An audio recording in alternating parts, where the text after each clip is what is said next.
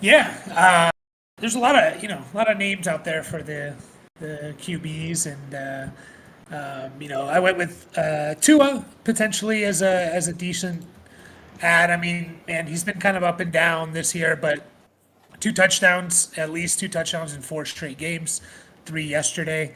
They always have that potential. Going up against the Chargers, I'm not sure what the Chargers defense is at this point. I Who don't know. It's knows, kind right? of like, is it good? Yeah, is it good? Is it not good? It's really tough to know. So, we do have some, only I think two teams on bye this week. Is that right? So, only two teams on bye. So you might not even need it. So maybe it's more of a long-term stash. And I think a guy like, still like a guy like Jackson Dart, who, lots of interceptions, lots of turnovers and stuff like that. But we know he has the potential to run the ball. He has over 50 yards rushing his first two starts of the season. So I think it may be a long term stash. See if they kind of figure things out and he stops turning the ball over. So Okay. And then let's see what else. Oh, is he typing in there right now? Is he the one putting Sam Darnold?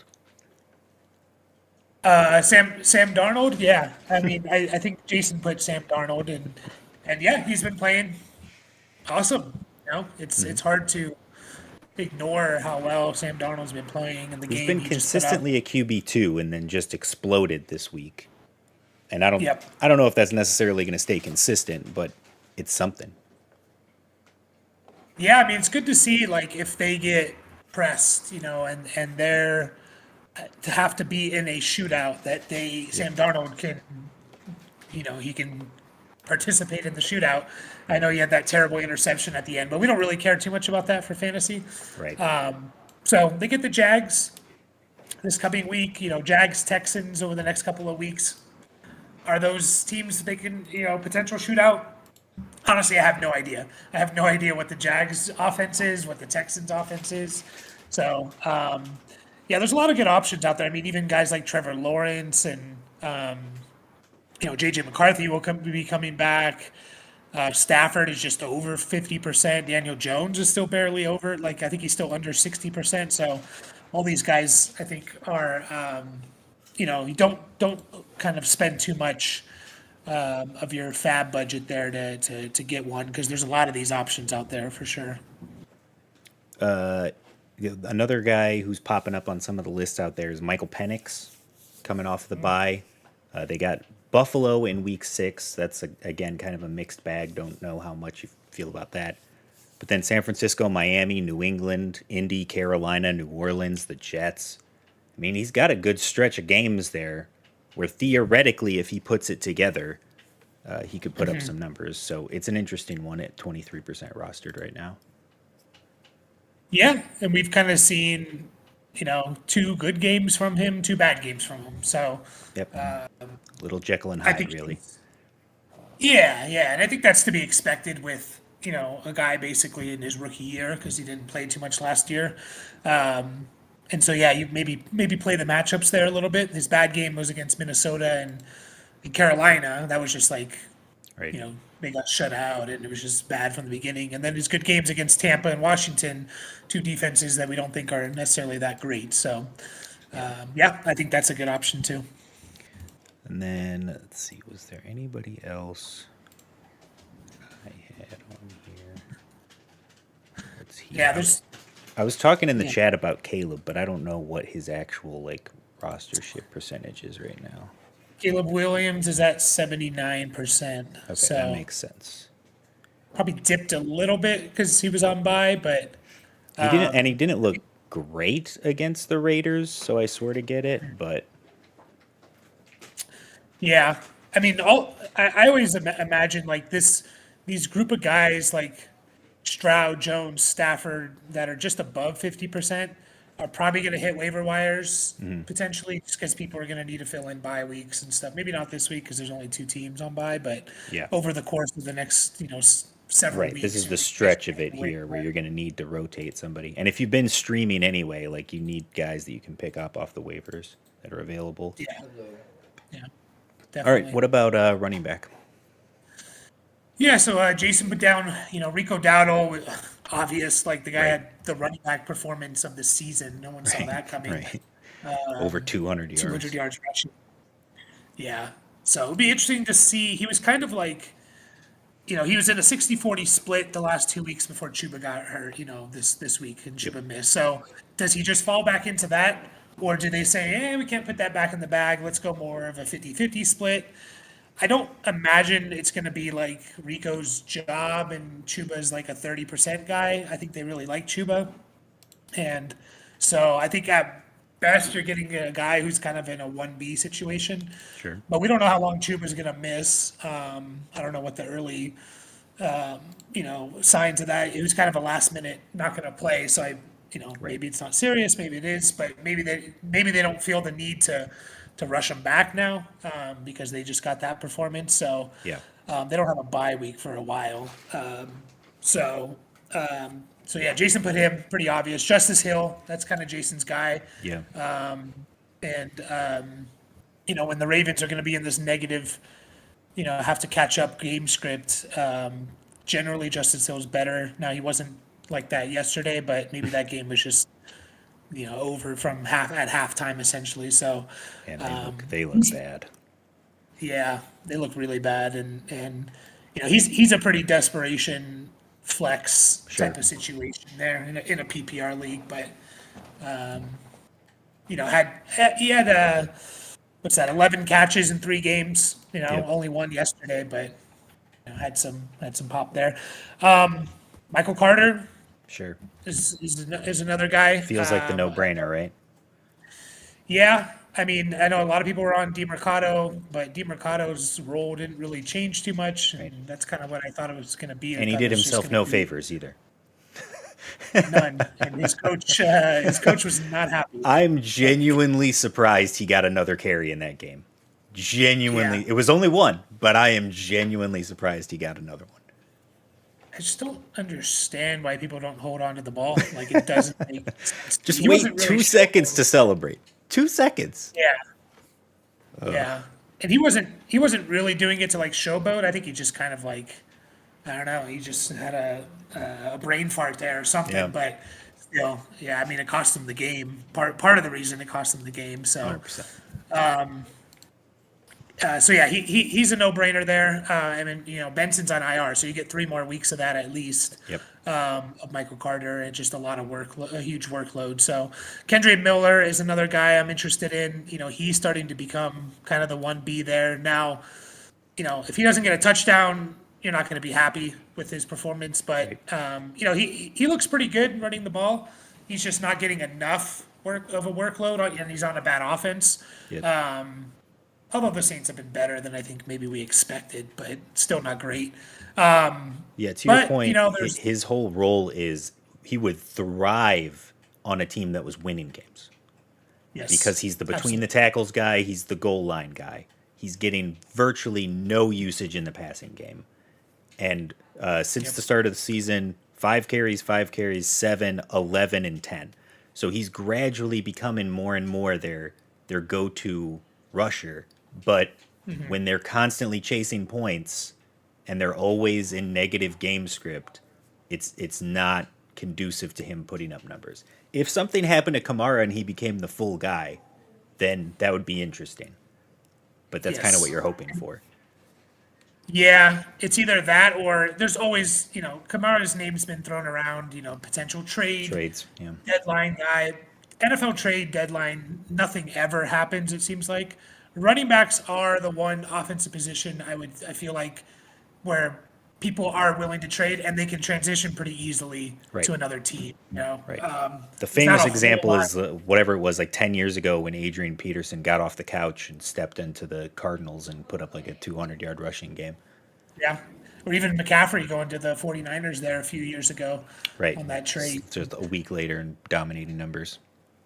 Yeah, and there's not a whole lot of the run game's not super complicated. There's not a whole lot of concept. So we hope if that happens, like you get Kendra Miller a boost. Hopefully Kamara gets a boost depending on where he goes. So there's always that possibility. I'm not holding him for that reason, but Yeah. there's a chance there. Omarion Hampton on IR. So the Chargers running backs, basically Hassan Haskins and Kamani Vidal. This is gross. I don't really know. I mean, Kamani Vidal is kind Well, of the we more. got a question in the chat today. Which one do you want? And my answer was neither. So It's kind of neither, but I would kind of pick I up want one. them to Like, be one person. That's what I want. I want yeah, Chargers RB to be an available spot. Then that would be yeah, great. But I just feel like they're both going to cannibalize each other to nothingness. yeah. I used to play in a fantasy baseball league where they Uh-huh. didn't have individual pitchers; they just had the team pitching, and Yeah. I loved it. It's like, oh, that's so great. Yeah, team running backs. Let's do that. Yep. Yeah, I mean, here's the situation. Like Hassan Haskins made the team and Vidal didn't. Right. So they obviously like Haskins either more in general or they like him more on special teams. That's the always tricky part, right? They kind of went into the season thinking we got Najee and Hampton, we just need a special teamer, third running back. So that's always a case too. I don't know. Vidal's the sexier name, I think, just because he's a second year guy and there's potential.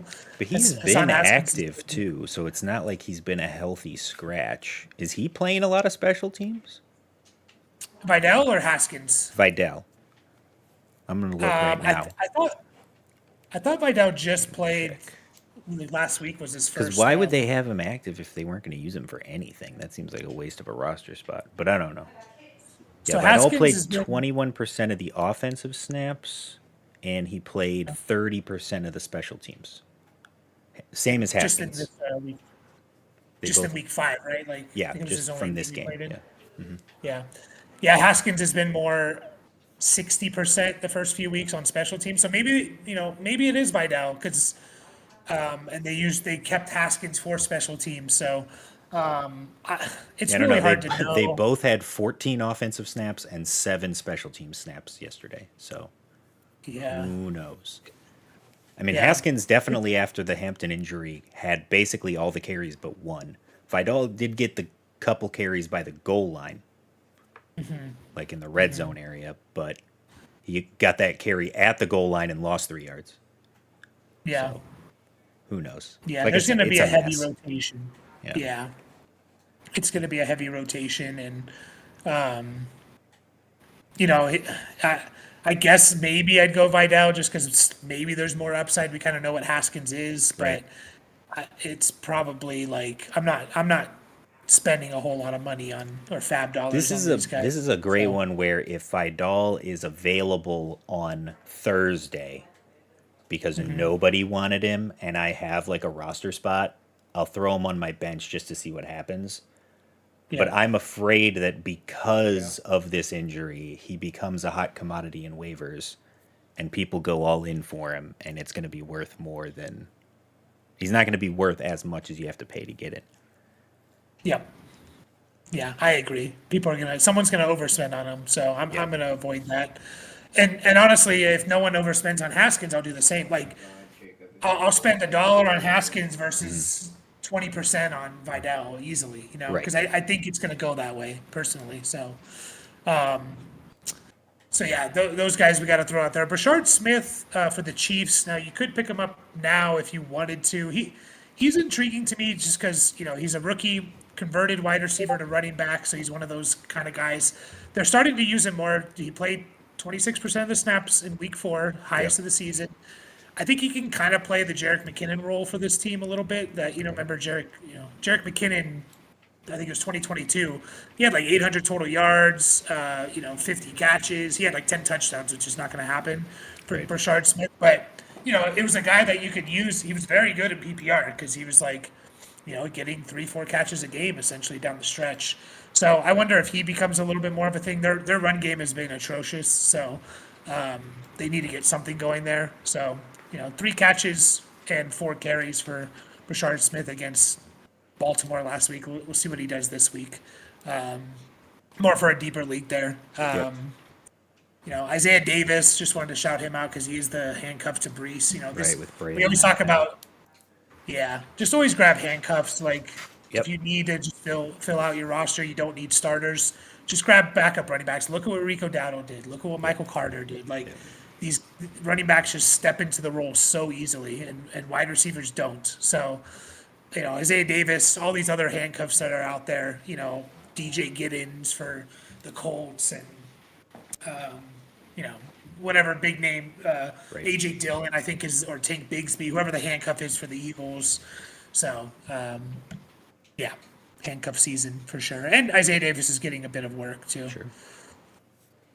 Let's see. For Michael Carter, of course, was the no-brainer we talked about at the top. My only word of caution with that is exactly what you said. For the next 3 weeks, yes, should have a huge workload.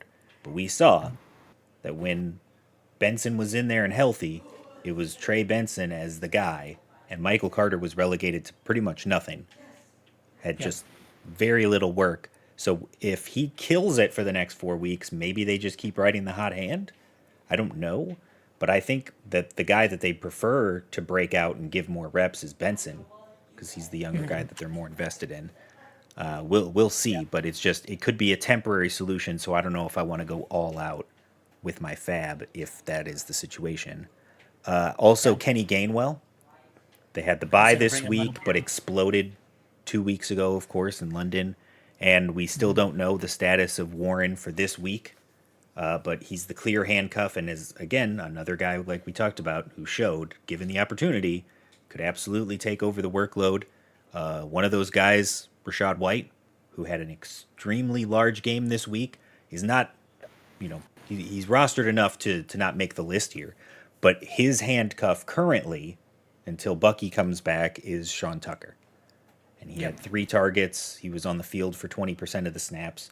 So again, he's the next man up. They feel comfortable giving him at least some role in the offense in the meantime.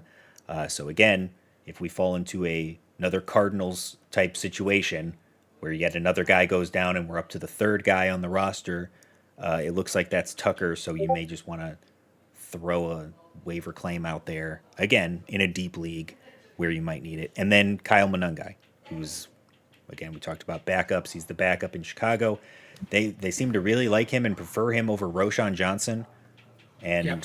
it seems like they're trying to get him more involved in the offense. I'm very curious to see what they do coming out of the bye week because Swift has been struggling. So does Monangai all of a sudden take on an even larger role as they go into Monday night next week against Washington? So we'll see what happens there.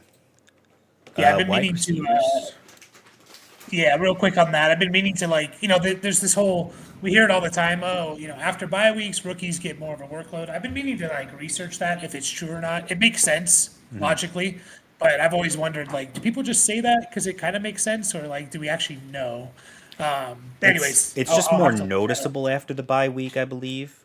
But it's really just ramping up throughout the season. Like we've seen so many times where a rookie, especially at wide receiver, where a rookie is just a complete ghost the first 8 to 10 games of the season, and then all of a sudden they quote unquote break out. And it's that they've always been good. It's just they're trying to understand the playbook and trying to understand just NFL play calling and route running. Yeah, absolutely. So receivers, I'll give Jason's couple here. He had Darnell Mooney for the Falcons, so they're coming off the bye week. You talked about their schedule for Penix. That's good for the receivers too. Yep. Always like Darnell Mooney, especially during the bye weeks and stuff. Like he's gonna play a lot. Always an opportunity to have a big game and stuff like that. Kendrick Bourne, he put at 3.9% Kendrick Bourne. He's the 49ers guy. I mean, again, how do you ignore 10 catches, 142 yards? So Right. now, as long as Pearsall's out and Jennings and these guys are out, definitely. Even if Kittle should be coming back, right? This week is it already been? That's 4 my weeks for concern him? is that Bourne Yeah. did a lot, but he was kind of the last man standing. So now you're Yep. gonna get back Kittle. You're gonna eventually get back Pearsall, and you're gonna get back Juwan Jennings, and at some point, maybe possibly you get back Brandon Ayuk. So it just right now he's the last one standing, and that helped a lot. Yep, Temporary solution. Yeah. absolutely. And so I put a few on here. Alec Manor. I know Ridley had the big game. There's some big thunder going on. I don't know if you were able to hear that. Oh, but, I can hear that for sure. yeah, kind of shocked me for a bit. Alec Eilmaner, like he had basically 5 or more targets in 4 straight games. Only 4 this last week, but he's a young player, Yep. rookie. Does he start to develop a little bit more? Luther Burden, another rookie. I got all rookies here. Luther Burden, they're coming off the bye week. He's a talented rookie who, he's playing behind a guy like Olamide Zaccheaus, who's just a professional veteran wide receiver. But we know. My lights You're in the flash and heart of it everything. out there. Yeah. Jeez. Hopefully, You brought Alameda Zaccheaus into this, and all of a sudden, I know. lightning and thunder on your end. Interesting. Oh man, I might lose Mike.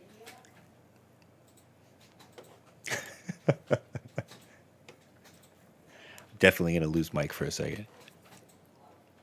All right, hold on. I can fly. I'll fly solo temporarily. All right. He was talking about the rookies, Luther Burden, Isaiah Bond, even putting up the numbers. They're trying to break into the offenses, and it's literally like we just talked about. Being able to put up numbers as a rookie is difficult for the first half of the season. You got to learn how to run routes. You got to learn how to be a receiver in the NFL. So after the bye week, maybe it's going to take a little jump. I still think you're kind of just stashing them as a lottery ticket for later on down the line.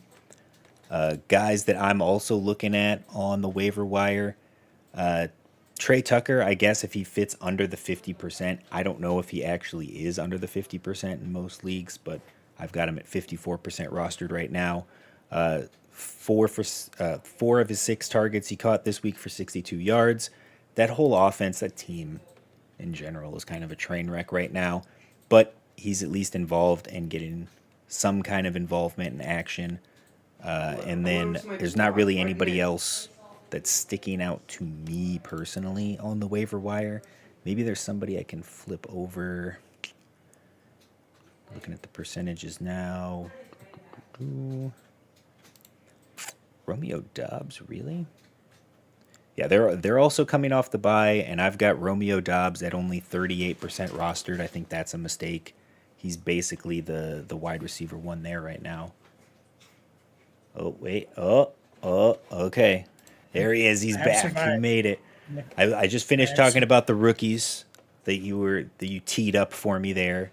I went through that, and then on my list I've got Romeo Doubs, wide receiver, 31, and he's only 38% rostered right now for some reason. So I feel like we talk about this every year with the Packers wide receivers. They've got Jaden Reed, they've got Christian Watson, they drafted Matthew Golden. And it always just ends up coming back to Romeo Doubs. Romeo Doubs is just always the guy who ends up being their wide receiver one, and people just need to embrace it. They want the new shiny thing, but it's always Romeo Doubs. Yeah, and he's always gonna be right around this 40 to 50% roster percentage too. So he's like someone's always gonna drop him and stuff like that. So yeah, definitely be on the lookout. Yeah, and he always just has a consistent role too. Mm-hmm. But I mean, it's crazy because I guess the bye week would be the reason for it. But he had like his last game against Dallas is the game where he scored the 3 touchdowns. And obviously, you're not relying on a 3 touchdown performance every week. But you would think after doing something like that, he would suddenly become more involved or more picked up, I should say, off the wire. But it had to just be the bye week scaring people away. Yeah, must have been. And people aren't excited. I mean, he had the 3 touchdown game, but like, I don't know, people are just never excited about his box. His box score never looks good, but it's always like, oh yeah, he was a top 30 receiver each and every week, essentially. So yeah, I mean, there's a few guys. I mean, Xavier Legette, he caught a touchdown, and former first round pick and stuff like that. So there's some guys if you want to take some dart throws on there, and Pat Bryant is a rookie for the Broncos who's getting more run and stuff. But yeah, I think a lot of more long term stuff to look at for sure. Yeah. All right, tight ends. Tight ends, yeah. So Brenton Strange is on Jason's list here. He's been on this as Yeah, he's just pretty consistently just getting, six catches each of the last 2 weeks. There, he's pretty consistent. You can pick him up right now, maybe in the next 10 minutes if you want to. He's playing tonight, and Yep. he's probably going to catch 4 or 5 passes. He's probably going to give you 40 to 60 yards. Maybe he'll catch a touchdown, but even that 4 or 5 catches, 50, 60 yards is probably a low end tight end one each and every week. So, Right. yeah, I mean, it's just pretty consistent like that. I put Mason Taylor on here, a rookie, a big theme here with these guys, a lot of rookies. He is kind of the second pass catcher for the Jets, which they Yep. desperately need. So 12 targets yesterday. We're looking at 25 over the last 3 weeks, so over 8 targets a game over the last 3 weeks. And he's, Yep. going back to what you were talking about last year with guys like K. and Cole Kmet, these guys that just play all the time, Yep. they don't have to be spectacular. They're going to fall into a few catches every week, and then Yep. they have the potential to give you 9 for 67. So Yep. I really like Mason Taylor. I think he's a talented tight end. AJ Barner is another one who's just he's playing a good amount for the Seattle. I know everyone wants Elijah Arroyo, but it's been AJ Barner. And he's been over 80% the last 2 weeks, and he caught 2 touchdowns and seven targets, 7 catches. So he's another guy that I would be looking at. So Yep. yeah, a lot of good options for tight ends this week. Yeah. Again, the one that kind of jumped off the page to me that I know we've talked about a lot in the past is Theo Johnson. You've got the rookie QB who always the stereotype of the rookie QB who loves zoning in on his tight end. But you lose Malik Neighbors, and the question is it Wan'Dale Robinson? Is it Darius Slayton? Like, who's going to benefit the most from having those vacated targets? And it turns out that the two people who've like benefited the most were Cam Scatabo, got 7 targets out of the backfield, and Theo Johnson got 7 targets as basically the primary pass catcher with Wan'Dale, who also had 7. But Theo fell in the end zone twice, so I mean that certainly helps. But again, the value. If they're going to be on the field and they're going to be involved in the offense, then it's somebody that I'm going to count on more than somebody that I'm hoping falls into the end zone for a touchdown. Yeah. Yeah. No, you're absolutely right. And yeah, I liked the Theo Johnson call. Yeah, I meant to put him in there. He falls right into this category of Yep. of these type of players, and he's very talented as well. And he's just playing a lot. So yeah, lots of good options there for sure at the tight end position. So don't overspend. Like Yep. I'll take any one of these, whoever's the cheapest, essentially. So. Or how about defense? Yeah, so Jason he put down the Patriots, who potentially could have a good defense. It's always hard to know. We have 5 weeks of information now, so we're kind of getting more. But Patriots play the Saints, so the matchup's really nice for them. We get the Packers. He put down as well, who play the Bengals. The Rams, who are playing the Ravens. A matchup we would have been running from before, but now we're running to. So Sure. I think that's a good option. And are we still on the Titans? Whoever's You playing the know it. Titans. You know we are. Yeah. The only thing that I'm troubled about is that they're playing the Raiders. So I know. I mean, if there was any team that would scare me off of it, it would be the Raiders defense, but it's such a great matchup. And it feels like that you could pick basically both sides of this matchup on defense and not go wrong. You're Because both of these offenses have struggled and have looked atrocious. It's entirely possible that this game stays under 20 for the total. Yeah, and to your point, Raiders give up the second most points to defenses, Titans third. So There you go. they're only the Bengals are worse. So yeah, I like that call for sure. So anyone against the Bengals, but I mean, it'd be the Packers. They're probably not available enough. Yeah, I don't think maybe because they were on bye, I guess this week. Could have been dropped, I guess. They Yeah, what haven't. do we got I don't know. here? They haven't put up a ton of numbers. Yeah, they're under 50%, but Yeah. they have not put up great fantasy numbers. Yeah. Yeah. So yeah, maybe the Packers picking up under 50% against. Oh, they got Cincy and then Arizona. Ooh, that could be back-to-back weeks. You might want to play the Packers, D. Yeah. Steelers, I mean, their defense kind of showed out in their last game. They're on a bye and they play the Browns. So Browns are the fourth, give up the fourth most points. So lot of really good options on defense as well out there. So kind of take your pick there. Yeah, those are all pretty solid. Yeah. All right, there we go. We did it. We survived. Oh, I mean, we Almost almost lost you did. for a second there, but it got a little dicey. Well, we're sorry, Alameda. Never again Yeah. will we mention. Yeah. Just strike you down. Strike you us know? down, I guess. All right, we appreciate you guys being here. That's going to be it for us. Till next week, keep up the nonsense.